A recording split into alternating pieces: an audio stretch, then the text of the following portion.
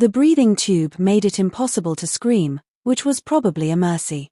If I could have spoken in that moment, watching my parents gather their coats to leave me alone after emergency surgery, I might have said things that couldn't be taken back. Instead, I blinked once for yes when Dad patted my hand and told me to be a good sister. A good sister. While my intestines were still figuring out how to work again after being emergency resectioned. While monitors tracked my unstable vitals, while I was scared and in pain and couldn't even ask for water. Tyler's team made playoffs, Mom explained as if that justified everything. This could be his shot at a scholarship. You understand? I understood perfectly. I'd understood for 23 years. Tyler's football games, Tyler's grades, Tyler's needs, they always came first. My appendix had ruptured during my shift at the veterinary clinic. I'd driven myself to the ER, called them from the waiting room. They'd shown up just in time to sign consent forms before I was wheeled into surgery. And now they were leaving for a high school football game. The nurse, Maria, found me crying silently an hour later, tears sliding down my face and pooling in my ears. She checked my monitors with practice deficiency, then paused. Where's your family, honey? I pointed to my throat, then mimed writing. She brought me a whiteboard. Brother's game, I wrote. Her face went through several expressions before settling on professionally neutral. I see. Is anyone coming back? I shrugged then wrote. Depends on if they win. She didn't laugh. Instead, she pulled up a chair. My shift ends in 6 hours. I'll stay with you till then. That small kindness broke something in me. I wrote frantically. You don't have to. I'm used to it. That, Maria said quietly, is exactly why I have to. Over the next 3 days, I learned a lot. I learned that recovery from emergency surgery is brutal when you're alone. That other patients had rotating visitors while I had Maria. When she could spare time and silence when she couldn't. That my parents texted updates about Tyler's team advancing, but didn't ask how I was doing. I also learned I was done. The breathing tube came out on day 2. My first words were to Maria. I need to make some calls. Family? She asked hopefully. Lawyer? She didn't question it. Just brought me my phone and gave me privacy. The first call was to my job.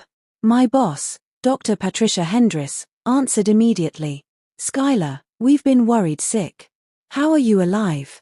I said, voice still raspy. Barely. Listen, I need to ask about that position in Seattle. The clinic partnership. I thought you wanted to stay near family. Things change. Is it still available for you? Always. But Skylar, you just had surgery, which is why I need somewhere to recover that isn't here. Silence. Then I'll make the calls. When can you travel? 2 weeks. Doctor says you'll have housing and a modified schedule waiting. The second call was to my landlord. Month-to-month lease easily broken. The third was to a moving company. They could pack everything while I recovered. The fourth was to my bank to open new accounts my parents didn't know about. I'd been handling my own life since 15 when they'd forgotten to pick me up from wisdom teeth surgery because Tyler had practice. This was just making it official. They showed up on day 3. Flowers from the hospital gift shop in hand. Tyler wasn't with them. How are you feeling? Mom asked, sitting gingerly on the visitor's chair like she might catch something. Like I had emergency surgery alone, I answered. Dad frowned. We weren't gone that long. And Tyler's team won. They're going to state. Congratulations. My voice was flat. I've been here for 72 hours. Well, we had to celebrate with the team. Mom said, you know how important this is for Tyler's future, right? His future. I pressed the button to raise my bed, needing to look them in the eye for this. What about mine? They exchanged the look I knew too well. The one that said I was being difficult, selfish, not understanding the bigger picture. The bigger picture always had Tyler at the center and me in the margins. You have a good job here, Dad said. Why would you need? I'm moving to Seattle. The silence stretched. Mom's face went through confusion to anger to indignation. You can't just move. What about Sunday dinners? What about supporting your brother? What about them? I asked. I haven't been to Sunday dinner in 2 months. You haven't noticed. And Tyler doesn't need my support. He is yours. All of it. That's not fair. Dad protested. We love both our children equally. Really? I reached for my phone, scrolled through texts. Mom, how many messages have you sent me this week? She shifted uncomfortably. 0. Want to know how many you sent to Tyler's coach? 17. I know because you accidentally included me in the group chat. That's different. Dad, what's my job? He blinked. You work with animals. Doing what? Silence. I'm a veterinary surgical assistant. I help save lives every day. But you've never asked about it. Never visited the clinic. Never shown interest beyond asking if I can get Tyler's dog-free flea medication. You're being dramatic, Mom said. Her go-to response when confronted with uncomfortable truths. This is probably the pain medication talking. No, I said clearly. This is your daughter talking. The one who drove herself to the ER with a ruptured appendix because she knew you wouldn't leave Tyler's practice. The one who spent 3 days alone after emergency surgery because a high school football game was more important. It was playoffs. Dad said like that explained everything. I could have died, I said quietly. My appendix ruptured. Do you understand that? I could have died alone in this hospital while you were doing the wave in the stands. Mom's face flushed. Stop being melodramatic. You're fine now. Because of skilled surgeons, not because of family support. We're here now, Dad pointed out. For how long? Until Tyler texts that he needs something as if on cue Mom's phone buzzed. She looked at it automatically. Oh, Tyler needs. She caught herself, but too late. I laughed. It hurt my incisions, but I laughed anyway. Go. Whatever he needs, go. We're not leaving, Dad said firmly. We're going to sit here and work through this tantrum. Tantrum? I stared at him. I'm not 6, Dad. I'm 23. I have a degree, a career, a life you know nothing about because you've never asked.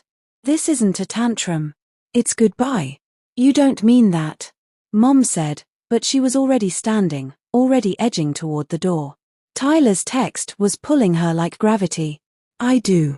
I'm moving in 2 weeks. I won't be sending my address. But what about holidays? Mom asked as if that was the only time my absence would be noticed. What about them? You spent last Christmas at Tyler's bowl game. Thanksgiving was at his girlfriend's house. Easter was a tournament. When exactly would you notice I'm gone? Dad's face went red. This is ridiculous. You're punishing us because we support your brother's dreams. No, I corrected. I'm freeing you to focus solely on Tyler without the inconvenience of pretending you have 2 children. And I'm freeing myself from waiting for you to remember I exist after everything we've done for you. Mom started. What? What have you done for me? I challenged. I got myself to school, paid for college with scholarships and loans, found my own apartment, built my own life. What exactly have you done besides give me DNA and a lifetime of being second place? They left after that. Mom in tears about my cruelty, Dad muttering about ungrateful children. Tyler's text had been about needing protein powder. They stopped at GNC on the way home. I know because Mom accidentally sent me the receipt photo meant for Tyler. Maria helped me coordinate my discharge when the time came.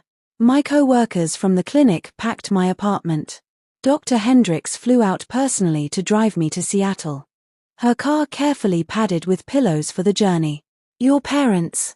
She asked as we pulled away from the hospital. At Tyler's game, he made state.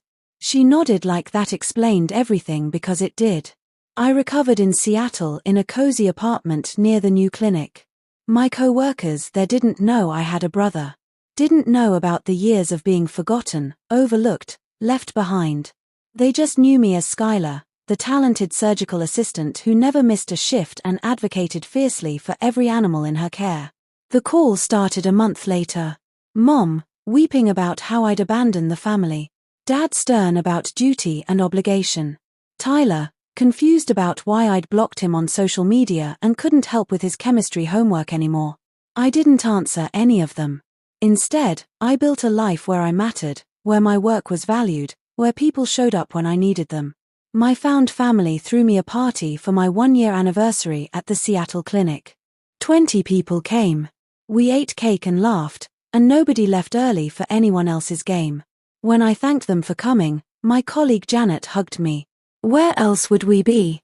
she asked, genuinely puzzled. "You're important to us." I cried then. Happy tears for once because I'd finally found people who meant it. Tyler got a scholarship. I saw it on the news. Local boy makes good.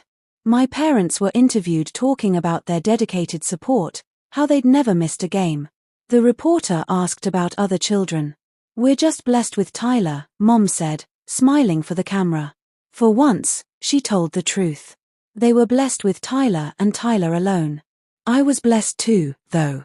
Blessed with the strength to stop waiting in hospital rooms for people who would always have somewhere more important to be. Blessed with the courage to build a life where I was someone's first choice, not their afterthought. My appendix had ruptured, nearly killing me. But in a way, it saved my life. Because lying in that hospital bed, breathing tube down my throat, watching my parents choose a high school football game over their daughter's emergency surgery, I finally understood. I wasn't abandoning my family. I was accepting that they'd abandoned me long ago. I was just the only one honest enough to admit it. And once I admitted it, I was